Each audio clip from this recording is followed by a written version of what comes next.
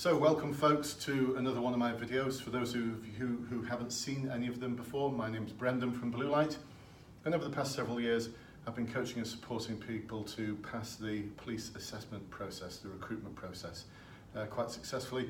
We've got sort of 3,500 individuals now in the police as a result of my support. So before I continue, if it's something you're interested in and you'd like to be part of a growing community of those people who are interested in police recruitment, please do look for the link below and follow my Facebook page. Once you do that, I'll send you an invite to join over 4,500 people. That's correct as of October 18. It's probably going to be more by the time you watch this.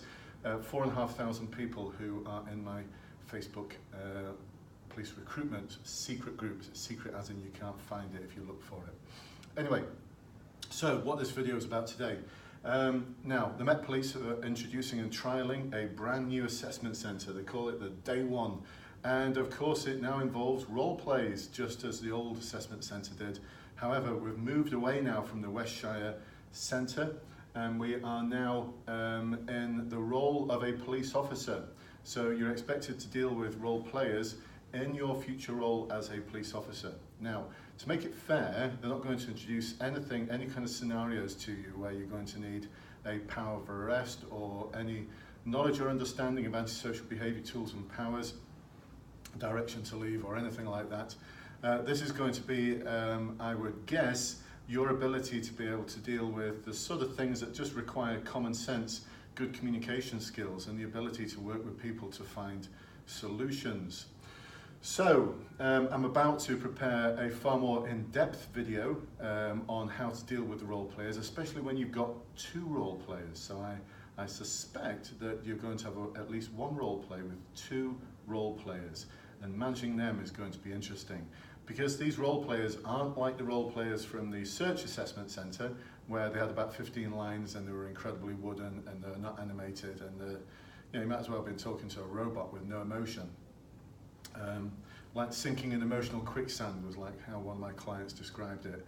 I do believe that these role plays have role players who are going to act out a part and they're going to do it with a little bit of passion and they're going to try and make it as realistic as possible. At least I hope so.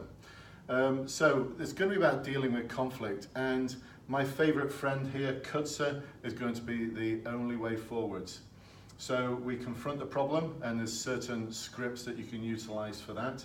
Key part of it is the understanding, asking really good questions to find out exactly what has happened. Define and summarise. We need to be able to ensure that there is a common understanding, especially if there's two role players, before we move on to our solutions. Now, in the next few pages here, I've got some really good examples of one, how to actually do that understanding phase with two role players, and two, some solutions that are going to completely knock the assessor off their metaphorical chair. And then we're going to go into how you're going to assess and monitor and what the final result will be.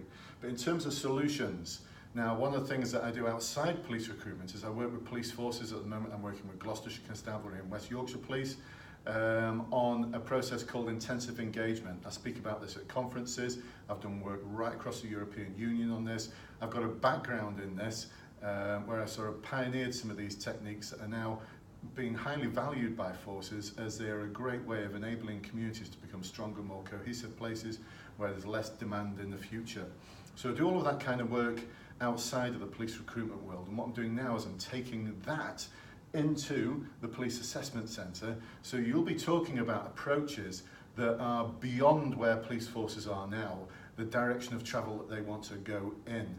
And we're going to talk about things like asset-based community development, we're going to talk about rich picturing, we're going to talk about how to enable more cohesive communities that are better connected, that are more resistant to issues such as homelessness, mental health, educational underachievement, children getting involved in crime and antisocial behaviour. So when you start using that language, you're going to completely knock the assessors off their chairs. They're going to know that you've been coached, because you won't be coming out with this kind of stuff without being coached by me. But you're going to score really highly because I've mapped all of this against the competency and values framework and you will score really, really well if you just utilize these scripts. Now, you might be thinking this is just a load of game playing. It absolutely is. The Metropolitan Police and the College of Policing have spent just short of £500,000 on developing this new assessment centre.